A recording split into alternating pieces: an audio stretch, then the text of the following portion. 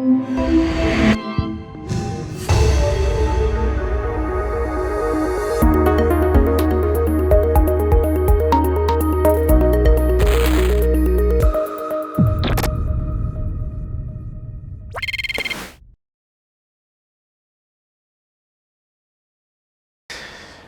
que les voy a platicar va a ser una teoría de Borzug-Ulam. Creo que los que mayormente han estudiado matemáticas lo han escuchado por ahí, ¿no? Teorema de Borzug-Ulam.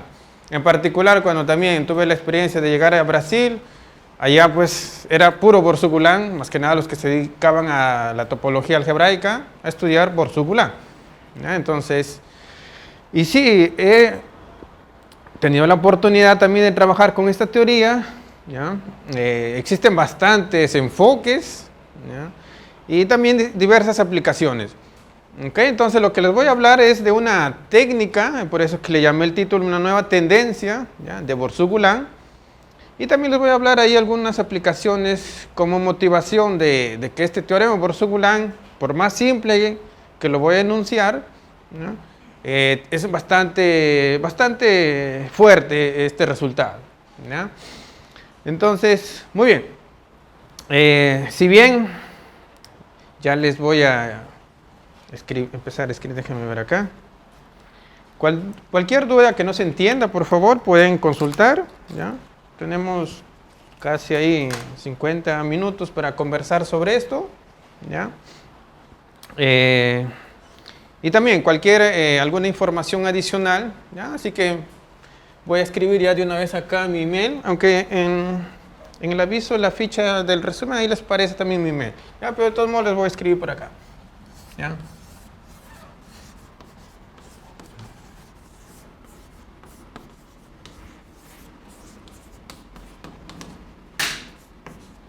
¿Ok? Muy bien. Esta sección va a quedar para los avisos ahí. Ya, muy bien. Entonces vamos a empezar. Entonces, una nueva tendencia de Borzug-Ulam. ¿Ok?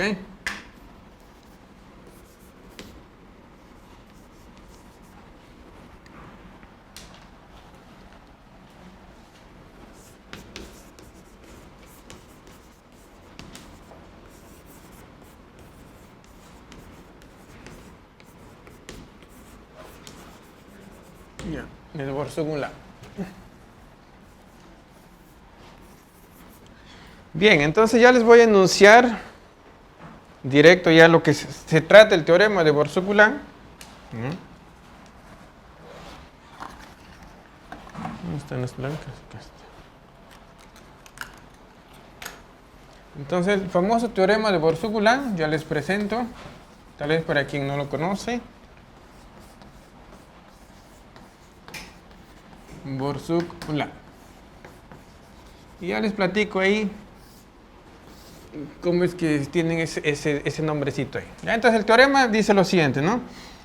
Para cada n mayor o igual que 0, toda aplicación continua f de la esfera de dimensión n en Rn admite puntos antípodas o colapsa puntos antípodas. ¿Ok? Vamos a escribir mejor colapsa puntos antípodas.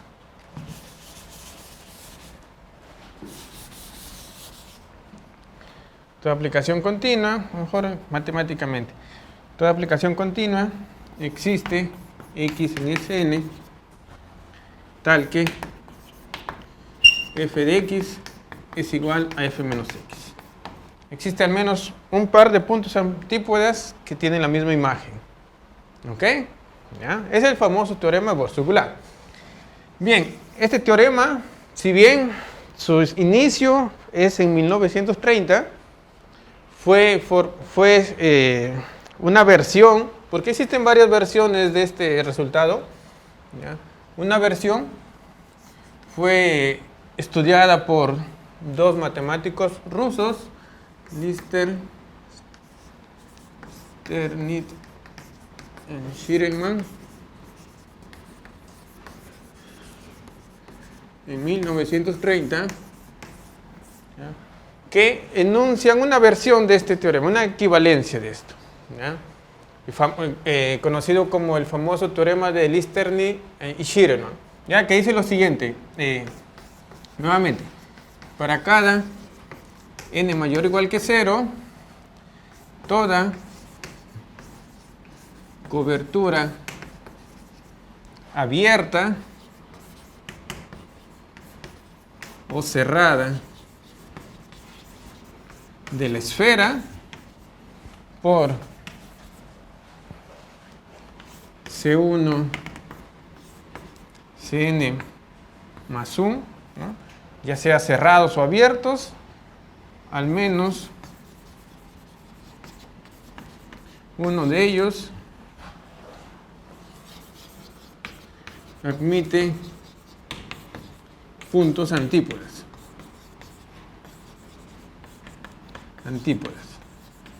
¿No? O sea, para cualquier n más 1 cerrados o abiertos cuya unión es la esfera, al menos uno de ellos existe un punto y su antípoda que están ahí.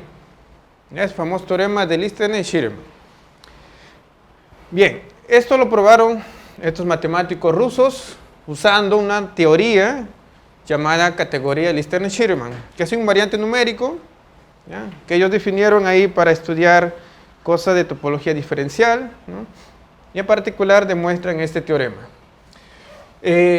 Justamente acá, Borsuk, en 1933, da equivalencias del teorema de Listeni-Schireman con este enunciado y otras equivalencias más, y lo muestran. Borsuk lo muestra. Y ahí en su artículo él menciona que este enunciado de aquí que les está demostrando fue una conjetura dada por Ulam, solo que no dice exactamente en qué fecha o en qué trabajo Ulam formula esta afirmación. ¿Ya? Entonces Borsuk, 3 años después, ¿no?, él muestra este resultado, muestra que es equivalente al de Listeni-Schireman, y es ahí donde nace toda la teoría de Borsuk-Ulam. ¿Ok? Es un contexto teórico e histórico, ¿ya?, de este famoso teorema de Borsuk-Ulam. Hoy en día ya se sabe que esto también coincide con, o es equivalente a la propiedad de punto fijo de Bragg, ¿ya? Y a partir de ahí, las técnicas para demostrar este resultado, Borsuk usa topología algebraica. Listeni y Schireman usan una técnica no necesariamente usando topología algebraica, ¿ya? Y de ahí existen técnicas combinatoriales. Hoy en día ya existe toda una teoría, por eso que ya se conoce como teoría de Borsuk-Ulam, ¿ya?, y distintas generalizaciones. Y las aplicaciones son las que tornan también bastante interesante esto. ¿Ya? ¿Por qué? Noten que la simplicidad del enunciado, cualquier aplicación continua de una esfera de cualquier dimensión sobre el espacio euclidiano de la misma dimensión, siempre existen dos puntos antípodas que colapsan, tienen la misma imagen. Cualquier aplicación continua, ¿ya? Y muy bien. Y en las aplicaciones, ¿dónde aparece eso? Les voy a poner un ejemplo, ¿ya?, bastante que encontré también interesante ahí, que es usado en neurociencia. Y aquí los neurocientistas colocan el siguiente ejemplo. O sea, cuando nosotros vemos, ¿no?, en el piso la sombra, por ejemplo, la forma de un gato, ya nuestro cerebro automáticamente se imagina, ¿no?, un gato en 3D, ¿no?, hace una representación mental ahí. ¿Y qué sucede aquí? Ya el teorema de Borsuk-Ulam te dice que en tu cerebro debe haber dos estados mentales que son simétricos y tienen las mismas características, ¿no?, tienen la misma imagen, ¿ya? Entonces, ese proceso mental, los neurocientistas intentan entender ese significado, ¿no?, porque automáticamente, teóricamente, te dice que en tu cerebro tiene que haber esos dos estados mentales que son llevados a la misma cosa, ¿ya?, automáticamente. Ya ese es el teorema de Borsuk-Ulam, teóricamente lo afirma, y ellos intentan entender los procesos mentales, que existe esa simetría ahí, en realidad, teóricamente, ¿no?, que nuestro cerebro tiene. Y entonces ahí empieza toda una aplicación, ¿no? A partir de la idea de Borzug-Ulam, del teorema de Borzug-Ulam, ¿no?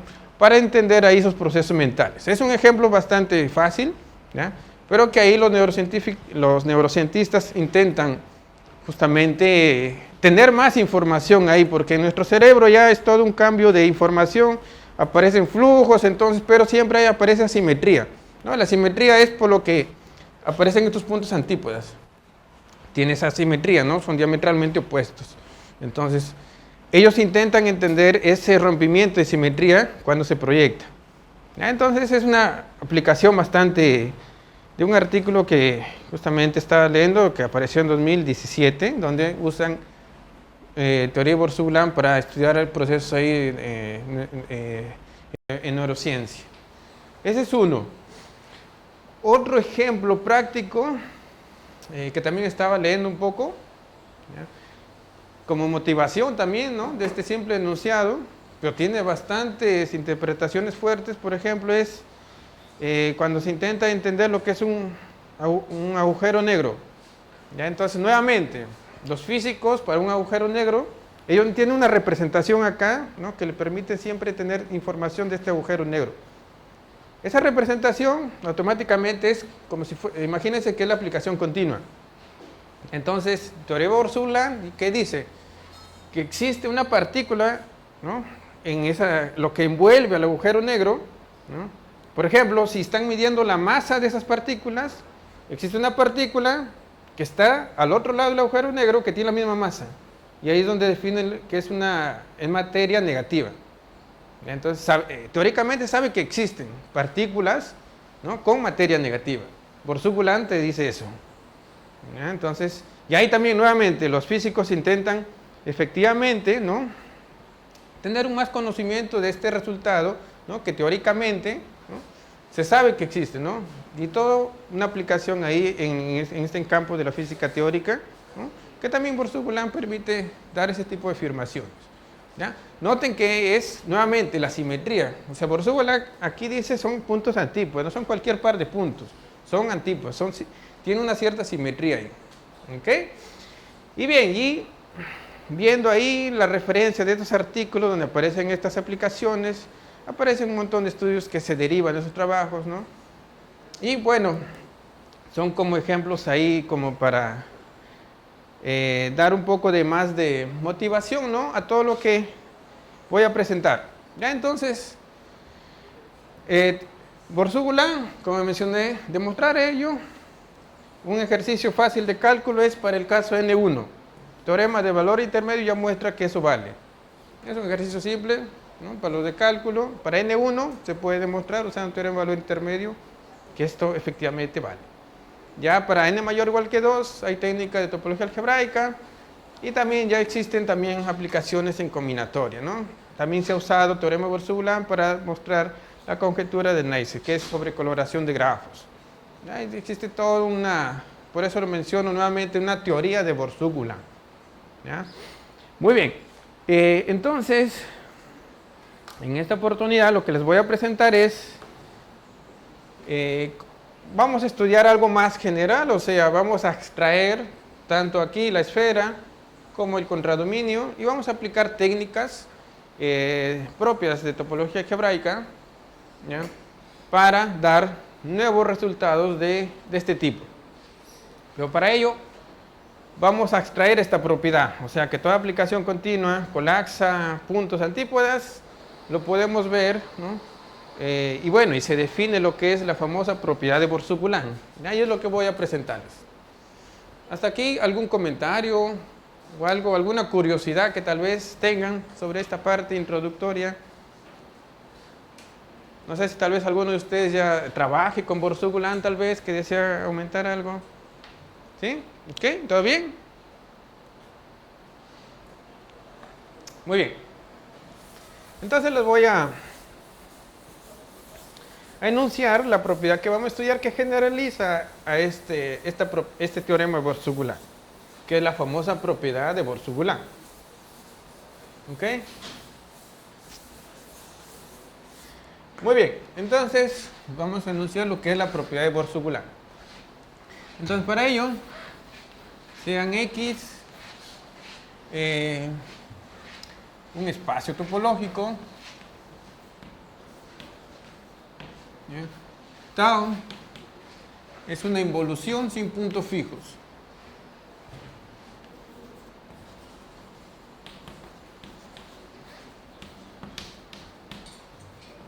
Sin puntos fijos. O sea, es una aplicación continua que tau compuesta con ella misma, ¿no? Tau compuesta con tau, les da la identidad. ¿Ok? O sea, es un homeomorfismo, ¿no? Que lo componen con el mismo, les da la identidad.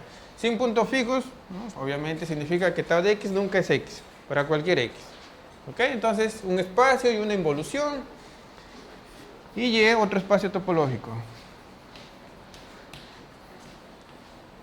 Topológico. Entonces, se dice que x con su involución y el espacio y tiene la propiedad de Borsuk-Ulam, la propiedad de Borsuk-Ulam, nomás lo voy a escribir así como BU, ¿no? Cuando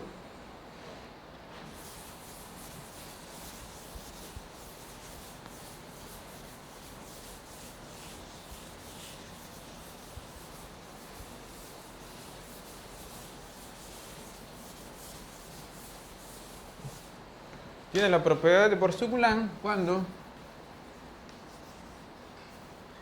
para toda función f de x e y continua existe un x en x tal que f de tau de x es igual a f de x. Ya es una abstracción del teorema de Borsuk-Ulam. ¿Sí? En este caso, x es la esfera, tau la aplicación antípoda y y el espacio euclidiano, ¿no? Y exactamente, pues, el teorema de Borsuk-Ulam significa, pues, que el par, ¿no? Un ejemplo, ¿no? Teorema de Borsuk-Ulam, ¿no? Significa, ya con este lenguaje, ¿no? Que Sn, la aplicación antípoda, y Rn, ¿no? Tiene la propiedad de Borsuk-Ulam. Las voy a denunciar así. Tiene la propiedad de Borsuk-Ulam, lo vamos a escribir Borsuk-Ulam property, vamos mejor así, Borsuk-Ulam property, BUP. ¿Ya? Eso va a significar BUP, propiedad de Borsuk-Ulam. ¿Ok? Ya, entonces, en este contexto es que existen bastantes estudios, aún todavía recientes, ¿ya?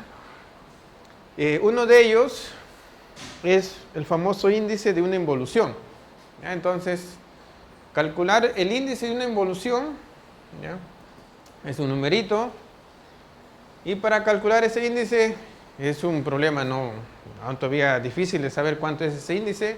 Entonces, ahí es donde voy a usar una herramienta llamada categoría seccional, y vamos a ver que se puede codificar ese índice en términos de categoría seccional. Y categoría seccional les voy a presentar lo que es, que no se va a relacionar de forma directa con todo este Borsuk-Ulam. O sea, en primera instancia, propiedad de Borsuk-Ulam, categoría seccional, tal como les voy ahorita a decir quién es, no se van a aparecer en nada, pero vamos a ver que efectivamente se puede codificar esos dos contextos ahí. ¿Ok? Entonces, creo que si escribo ahí no se ve, ¿no? Sobre todo donde está Denis. Acá no ven, ¿no? Si escribo acá, no, es difícil. Voy a escribir acá por acá. Ya, voy a decirle lo que es la propiedad de Borsuk, disculpen, categoría seccional. ¿Ok?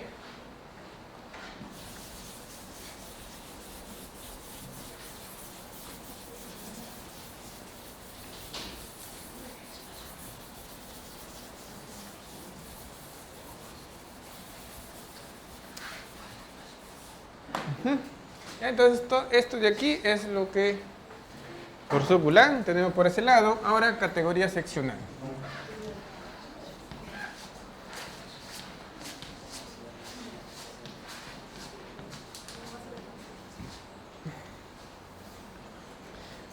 Esta teoría más o menos aparece en los 50, 56 por ahí. ¿Ya? Es otra teoría, esta nace en topología algebraica, categoría seccional, y trata de estudiar simplemente secciones transversales de fibraciones. ¿Ok? Entonces voy a coger sea P D en B una fibración. En el sentido de Hurewicz, ¿ya? ¿Qué significa? ¿No? Tal vez para quien no recuerde lo que es una fibración, el sentido de Hurewicz significa lo siguiente. Voy a escribirlo acá, ¿ya? Significa lo siguiente, que cuando ustedes tienen acá la E, la P aquí, entonces para que esto sea llamado una fibración de Hurewicz, significa que para cualquier espacio que coloquen acá, y acá colocan el cilindro, ¿ya? Acá colocan aquella aplicación que manda Z en Z,0, por ejemplo, ¿ya? Y acá cualquier aplicación H, cualquier aplicación F, que esto conmute. Para cualquier F, para cualquier H, para cualquier Z, esta de aquí, si es aquella que incluye el Z en el cilindro, ¿ya? Entonces, para que esta P sea una fibración, significa que para cualquier diagrama que tengan, existe una aplicación aquí que hace conmutativo estos triángulos. Eso es lo que es una fibración. ¿Ok? ¿Ya? Entonces, esta teoría de categoría seccional justamente se define en particular para fibraciones. ¿Ya? Y definirlo también es bastante simple. ¿Ya? Entonces, vamos a decir qué significa la categoría seccional de una fibración.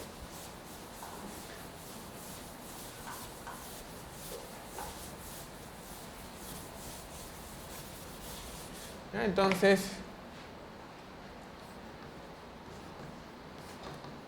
la categoría seccional de aquella fibración P, ¿ya? Denotada por Ccat de P, ¿okay? Es el menor entero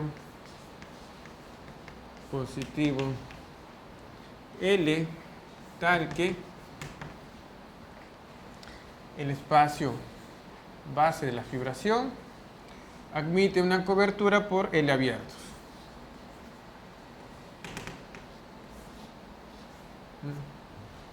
Donde cada B sub J es abierto de B y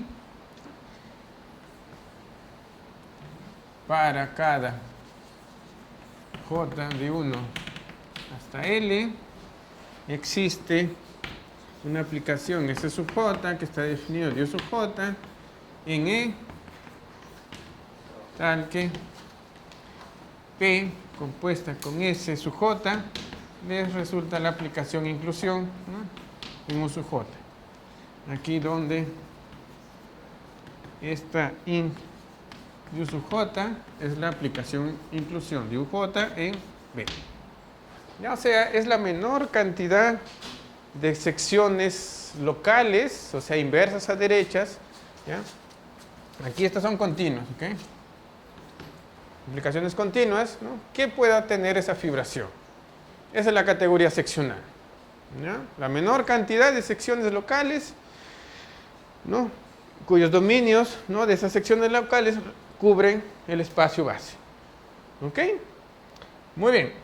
Entonces, esta teoría de categoría seccional también tuvo sus inicios más o menos en esos años.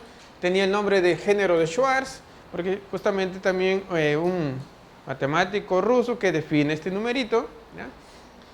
Y ya a estas alturas, pues, existen también distintos enfoques, distintos cómo estudiar este numerito.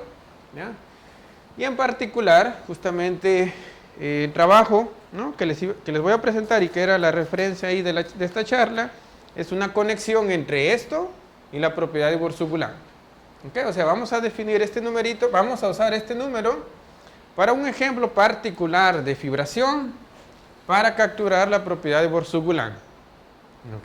De eso se trata la charla de hoy. ¿Ok? Muy bien, entonces voy a presentarles con qué tipo de fibraciones vamos a trabajar. ¿Ya?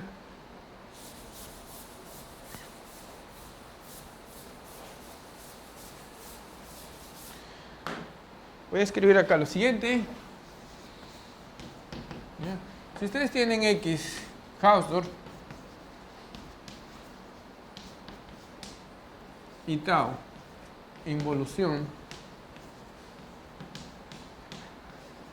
en X sin punto fijo,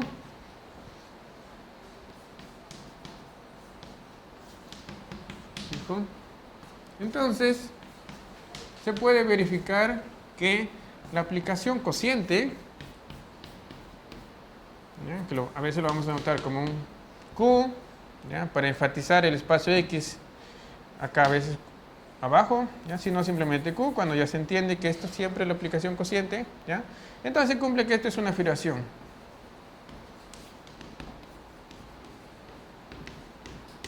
Es una fibración de Hurewicz. Para cualquier espacio Hausdorff, cualquier involución sin punto fijo, la aplicación cociente es una fibración. ¿Ya? Y justamente vamos a usar categoría seccional aplicada a este tipo de fibraciones, que son aplicaciones cocientes. ¿Ya? Muy bien.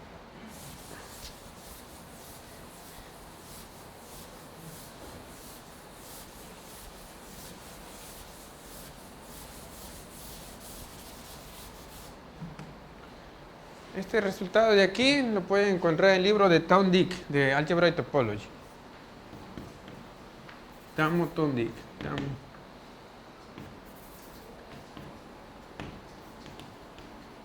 Town-Dick, de Algebra y Topology.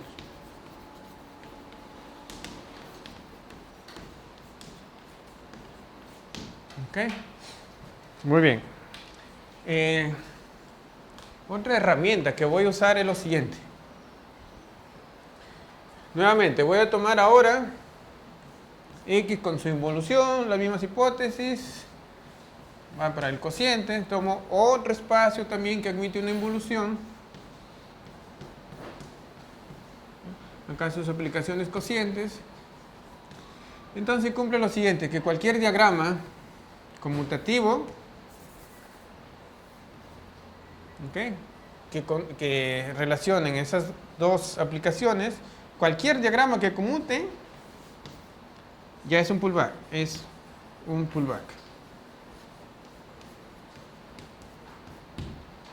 Ok, eso de ahí sale ya de una referencia para esto. Esto lo pueden encontrar, bueno, el de Allen Hasher me parece que también muestra esto de acá. Aquí en este caso ya están con recubrimientos con dos hojas.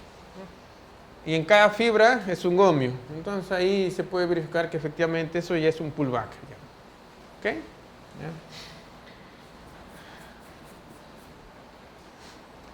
¿Ya? Muy bien, es lo que se va a usar. ¿Ya? ¿Y qué más vamos a usar? Bueno, son esas dos cosas importantes para aplicar esta teoría. ¿Ya? Y bueno, un lenguaje que vamos a usar vamos a usar este tipo de espacios, que es espacio de configuraciones, ¿ya? Que simplemente para X, un espacio cualquiera, un espacio topológico, fx2, simplemente son todos los pares x, y en el producto, tal que son diferentes. O sea, es el producto menos la diagonal. El famoso espacio de configuraciones de orden 2. ¿Ya? Y este de aquí ya admite una involución. ¿Sí? La involución que vamos a considerar siempre aquí, ¿ya?, va a ser aquella, ¿no? Tau xy, simplemente aquella que y, ¿ya? Y es sin punto fijo. ¿Ya? Eso no tiene punto fijo, ¿ya? Porque justamente están quitando la diagonal. Entonces siempre vamos a considerar, ¿no?, cuando hablamos de este espacio de configuraciones con su involución, es esta de aquí. ya la que intercambia coordenadas. Muy bien, ya en particular vamos a trabajar, ¿no? La aplicación cociente lo vamos a denotar así, como que x arriba, ¿no? Que es aquella que aplica fx2 y va para su cociente, con esa involución tau que está aquí, ¿ya? Esta involución tau aquí particular, ¿ya? A veces ya, para no llamar el nombre del tau, simplemente se escribe Z2 ahí abajo, que ya se entiende cuál es la involución natural ahí que se va a usar para ese espacio de configuraciones. ¿Ok? Muy bien.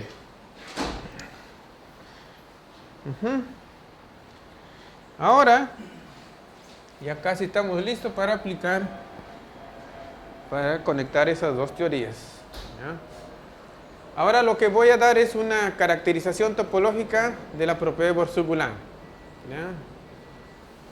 Después de esa propiedad de caracterización topológica, ahora sí vamos a aplicar las herramientas de categoría seccional y con eso ya vamos a obtener resultados de Borsuk-Ulam a partir de categoría seccional.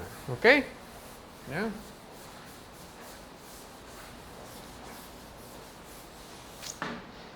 Muy bien. Entonces, se tiene la siguiente caracterización de la propiedad de Borsuk-Ulam, que no es muy, sale por definición, no es un resultado difícil de mostrar, que dice lo siguiente: el par x tau y. Bueno, en realidad vamos a caracterizar lo negativo. No tiene la propiedad de Borsuk-Ulam si y solamente si existe una aplicación phi que va de x en el espacio de configuraciones f y e,2 continua equivariante.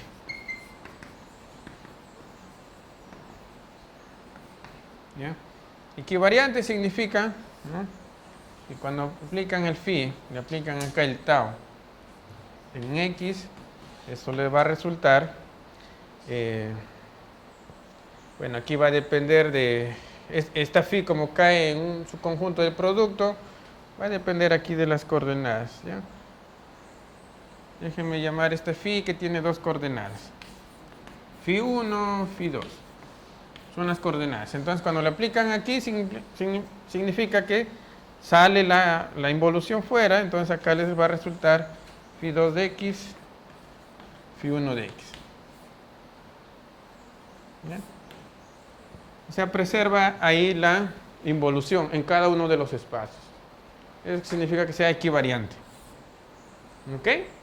¿Ya? Que cuando le aplican no al x, sino al tau de x, le resulta, ¿no?, la phi, solo que ya aplicándole la involución esa que está ahí. ¿Ya? Muy bien, entonces es una caracterización de cuando no vale la propiedad de Borsuk-Ulam, que existe esta aplicación equivariante de este tipo. ¿Ok? Mostrar eso es simplemente por definición, ¿no? Ya que recuerden que si no vale la propiedad de Borsuk-Ulam significa que existe al menos una función que no colapsa puntos simétricos, ¿no? O sea que f de x nunca es f tau de x para todo x. Y con esa ya arman esta de acá. Y viceversa también. ¿Ya? Muy bien, entonces con esto de aquí y una propiedad adicional que cumple la categoría seccional, ya se puede usar categoría seccional para obtener propiedad de Borsuk-Ulam. ¿Ya? La propiedad que se cumple es la siguiente. Voy a escribir como otra propiedad, porque este es propio de categoría seccional. Tenemos acá una fibración P, tenemos acá otra fibración y acá una función, ¿no? Y acá consideramos el pullback, ¿ok? P' acá. Este es un pullback. Pullback se denota así. Lo voy a denotar así. Significa que es un pullback en el sentido categórico, ¿no? Que cualquier diagrama Z acá, una flecha para acá que conmute, existe una única ahí. La unicidad no es necesario, basta que exista. Eso es lo que le llaman un casi pullback. ¿Ya? Pero para pullback vale, y es lo que vamos a usar. ¿Ok? Entonces, si tenemos un pullback, entonces la categoría seccional se comporta muy bien. Categoría seccional del pullback es menor o igual que la categoría seccional de la fibración original. ¿Ya? Se tiene esa propiedad ahí. ¿Ok? Muy bien. Ahora sí, vamos a aplicar esta propiedad que tiene categoría seccional, ¿ya? Usando esto de aquí para obtener propiedades de Borsuk-Ulam. ¿Ok? ¿Ya? Muy bien. Así voy a enunciar uno de los resultados principales. ¿Ok?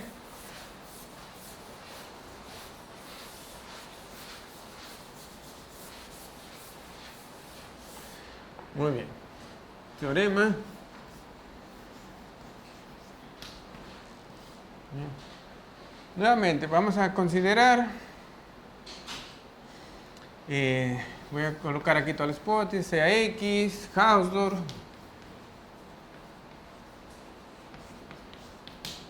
tau, involución sin punto fijo, sin punto fijo, ¿ok? Y Y un espacio topológico, Hausdorff también.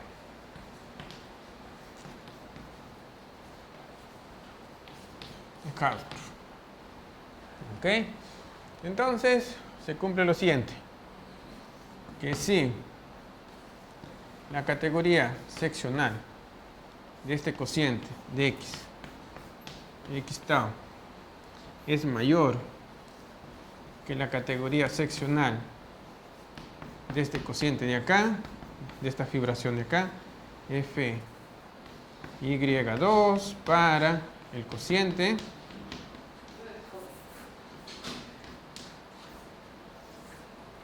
si eso se cumple, la desigualdad entre estas categorías seccionales, entonces X tau y Y tiene la propiedad de Borsuk-Ulam. ¿Ok? ¿Ya? Es el resultado que me permite obtener ejemplos que tienen la propiedad de Borsuk-Ulam a partir de comparar las categorías seccionales. No es una caracterización porque el regreso infelizmente no vale en general. ¿Ya? Solamente es una ida. ¿Ok? ¿Ya? Muy bien. ¿Ok? Demostrar este resultado ya es bastante natural con los dos resultados previos que les presenté. ¿Ok? Pero vamos a demostrar.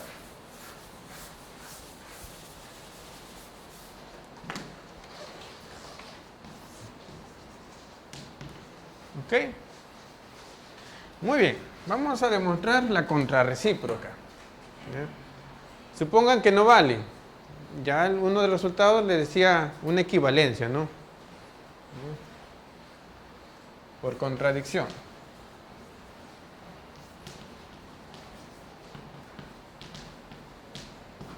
¿Ya? Supongamos que X, tau y Y no tiene la propiedad de Borsuk-Ulam, ¿no? Entonces existe una aplicación phi que va de X en Fy2 equivariante.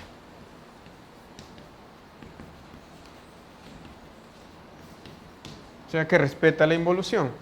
Y ya un resultado que sabemos cuando trabajamos con espacios cocientes es de que si respeta la involución, o sea la relación de equivalencia ahí cuando mandamos al cociente, entonces eso me genera un diagrama, ¿no? De X tau, acá Fy2 y acá el cociente. ¿Ok? Acá tenemos Está de aquí y el QY. Acá es QY. ¿No? Como tenemos aquí una equivariante, esa induce en el cociente una aplicación continua. Entonces aquí tenemos un pullback, ya que todo es Hausdorff, ¿no? Todo es Hausdorff, involuciones sin punto fijo, eso es un pullback. Aplican categoría seccional, ¿no? Entonces les va a quedar que la categoría seccional de Q es menor o igual que la categoría seccional de QY. Y la hipótesis lo contradice, ¿no? ¿Ok? ¿Ya? Entonces, de forma natural, ¿no?, se encaja para obtener ese tipo de resultados. Ahora sí vamos a... ya estamos con 15 minutos. Vamos a usar todo esto para recuperar la propiedad de Borsuk-Ulam, o sea, dar una demostración alternativa del famoso teorema de Borsuk-Ulam usando categoría seccional con este resultado que tenemos, ¿no? Y algunos ejemplos adicionales ahí, ¿ya? Hasta donde dé el tiempo. ¿Alguna duda hasta ahí? ¿Todo bien? ¿Quedó claro ahí? ¿Sí? ¿Ok? ¿Ya? Muy bien.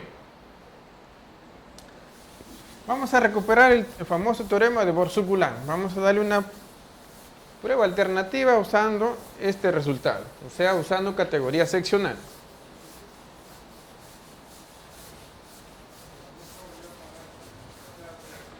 ¿Ok? Entonces vamos a verlo como ejemplo.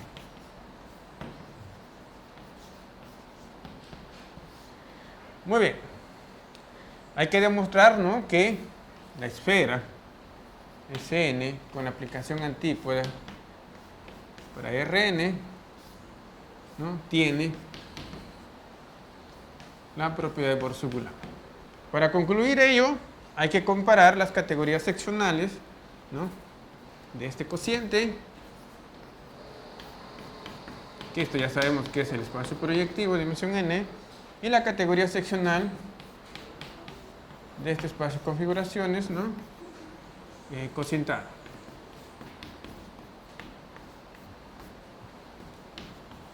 ¿Ok? Resulta que la categoría seccional de esta aplicación, ¿ya?, aquí esto ya es propio de categoría seccional, de la teoría de categoría seccional. Aquí ya para calcularlo necesitamos inferiormente usar la cohomología de los espacios proyectivos, que me va a dar que esto de aquí es mayor o igual que n más 1, y del lado superior esto es menor o igual que la categoría de los espacios proyectivos, que es lo que Lister y Schirman desde un inicio empezaron a estudiar, y es n más 1. ¿Ya? Entonces ya vamos a aceptar que la categoría seccional es n más 1 por este lado. Y por este lado de acá, ¿ya?, acá, de acuerdo a nuestra notación, vamos a ver que la categoría seccional de este cociente es n, ¿no? Y ahí, ¿no?, si comparan, efectivamente n más 1 es mayor que n, ya implica que efectivamente vale Borsuk-Ulam. ¿Ok? Y bien, para ver que esto de aquí tiene categoría seccional n, lo vamos a comparar nuevamente con un proyectivo, ¿ya? Y aquí ya viene ya propiedades de espacios y configuraciones, que esto de aquí pueden encontrar una aplicación equivariante, ¿ya?, voy a anotarlo así también, ¿ya?, de aquí para la esfera de dimensión n-1. Esta de aquí simplemente lo que hace, cualquier par x, y, lo resta y lo divide entre su módulo, ¿ya? Eso de ahí ya les va a dar un elemento acá y respeta las involuciones. ¿Ok? Esta aplicación ahí es equivariante, entonces claramente esto de aquí va para el cociente, ¿no? Este de acá, esta aplicación induce obviamente en los cocientes. Y ya por el resultado que sabemos, este es un pullback, ¿ya? Entonces la categoría seccional de esto es menor o igual que la categoría seccional de este de acá, que vale, aquí recuerden que es la dimensión de la esfera de proyectivo más 1. Ya este es el resultado ya conocido. Entonces acá tenemos categoría seccional de esto de aquí, por este lado es n, y por este lado lo que buscamos. Entonces para obtener la igualdad, ¿ya?, porque recuerden que el pullback solo te da una desigualdad, que el CK de esto es menor o igual que esto, no necesariamente la igualdad. Para tener la igualdad vamos a construir ahora aplicaciones de aquí para acá, equivariantes. Y eso también es fácil de verlo, ¿ya? Y con eso ya concluimos la igualdad de esa categoría seccional de ese espacio de configuraciones, ¿ya?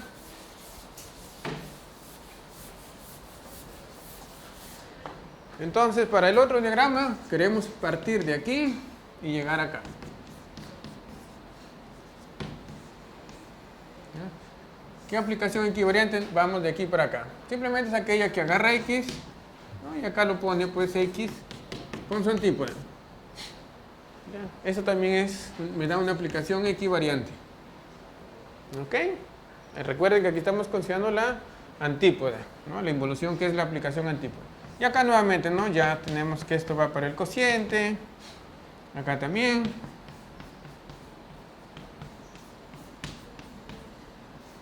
Acá aparece lo que estamos buscando. Y esta de aquí ya la conocemos, ¿no?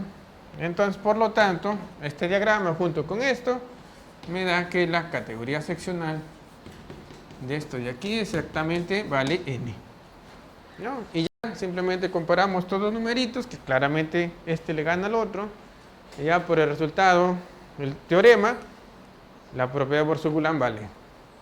¿Ok? ¿Ya? Es un ejemplo concreto, ¿no? De una nueva herramienta que es categoría seccional, ¿no? Para obtener este tipo de propiedades topológicas, ¿no? Que es la propiedad de Borsuk-Ulam. Y así podemos obtener un sinnúmero de aplicaciones. Y ya como para culminar, les voy a hablar lo que es el índice. Y vamos a ver que efectivamente ese índice que es tanto buscado en topología algebraica, calcular el índice de involuciones, nada más, no es otra cosa más que categoría seccional. ¿Ok? Muy bien. Para hablar de índice, ¿ya? Vamos a fijar un espacio con una involución, en particular una variedad.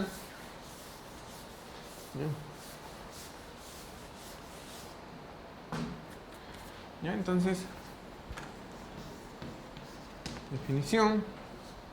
Voy a considerar de forma general sea X nuevamente un espacio Hausdorff.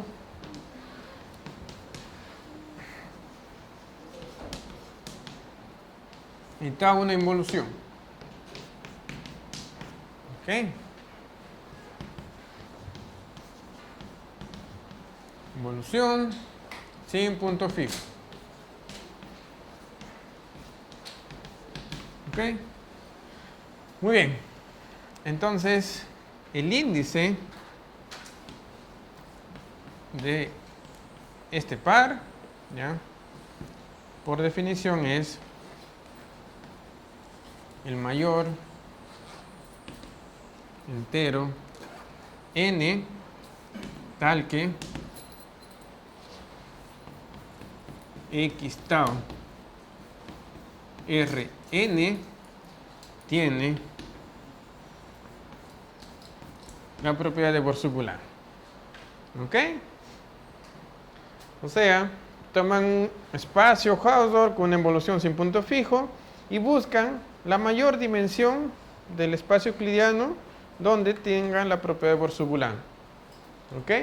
Se toma el mayor, ¿no? Porque el menor existe siempre un menor, que es el n0, ¿no? O sea, constantes, ahí todo colapsa. Entonces, buscar el menor no tiene sentido. Vamos a buscar el mayor. ¿Ok? Y ese es el índice. El índice, ¿no? De un espacio con una involución.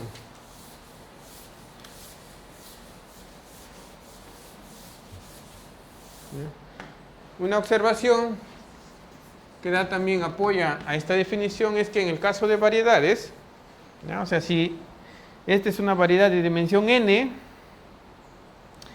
ya para un euclidiano de dimensión n más 1, la propiedad de Borsuk-Ulam no vale. Entonces su índice a lo máximo es la dimensión de la variedad. ¿Ok? ¿Ya? Si M es variedad topológica,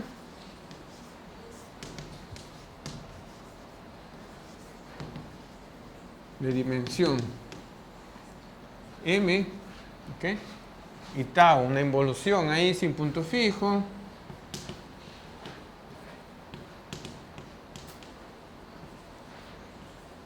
Sin punto fijo. Se tiene que el índice de esta variedad es a lo máximo su dimensión, que es M. ¿Ok? ¿Ya? Muy bien, entonces, como mencioné, es todo un problema calcular este índice, ¿ya?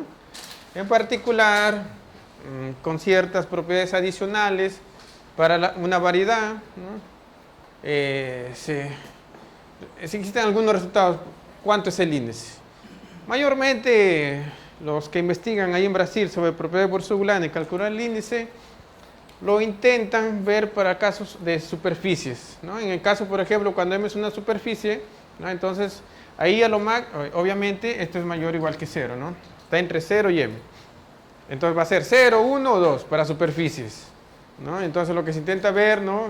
¿Cuándo es que vale 1? ¿Cuándo es que vale 2? ¿Ok? ¿Ya? Y de ahí también combinaciones de ellos. Por ejemplo, el índice de un producto de superficies. Eso también no se conoce, es un problema todavía bastante difícil, ¿ya?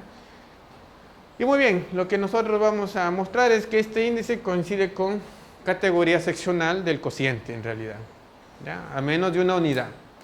¿Ok? Entonces eso ya torna pues que el problema de calcular categoría seccional de un cociente, de un espacio con una involución, es el mismo problema, la misma dificultad que calcular el índice, ¿ya? de la teoría de Borsuk-Ulam. Una pregunta, ¿no Sí. son contados con los dedos las variedades que tienen involución? Disculpa, ¿involuciones? Sí, existe en clasificación, pero a lo máximo hasta dimensión 3. Existe ya toda una clasificación de involuciones. Pero para dimensiones superiores ahí sí se encuentran sin número de involuciones. Entonces, ¿va a depender de la involución? Sí. Ya, entonces, va a depender. Hay algunos resultados que índice para la misma variedad, dependiendo de la involución, son valores distintos. Sí. Pero para superficies ahí sí ya se tiene todo clasificado ya. ¿Ya? Ahora, lo que vamos a verificar, este índice conectado con categoría seccional, nos va a permitir ver una propiedad que con índice no se podía percibir, pero con categoría seccional sí se puede. Y es la siguiente. ¿Ya? Por ejemplo, vamos a ver. Ok, el otro teorema es lo siguiente. Aquí ya voy a agarrar X para compacto. ¿Ok? Una cierta forma para compacidad es como para generalizar un poquito lo que es una variedad, ¿ya? ¿Ok? Y para tener un poquito más de generalidad con respecto a lo que es la dimensión, ¿sí? Porque aquí para compacto ya cuando hablamos de dimensión se refiere a la dimensión de cobertura, ¿ok? Para espacios para compactos. Entonces para X para compacto, tau involución nuevamente, sin punto fijo,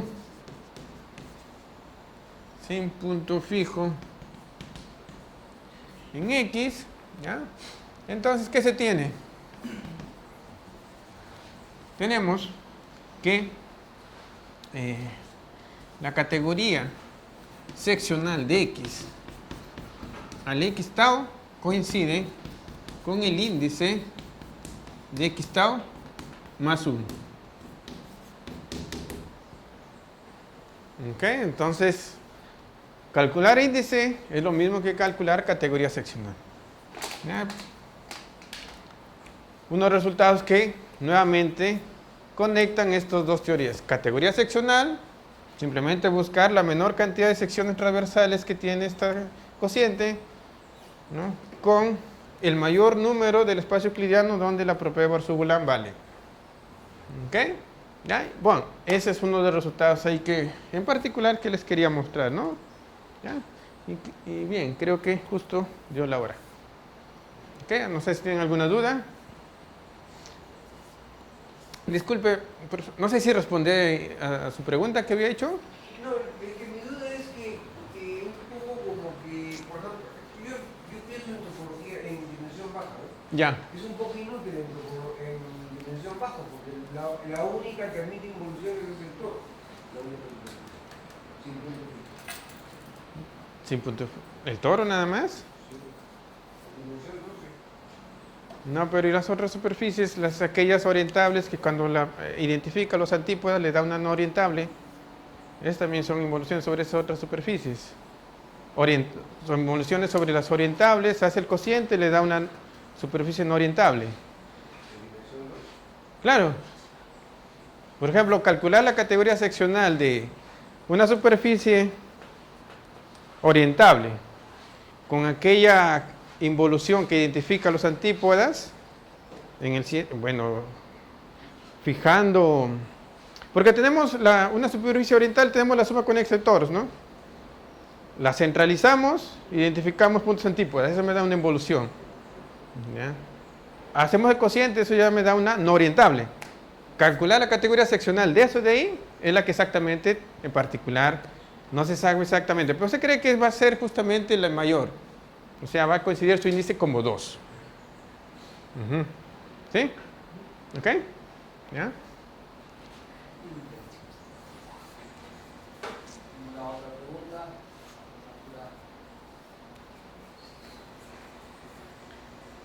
¿No hay alguna curiosidad?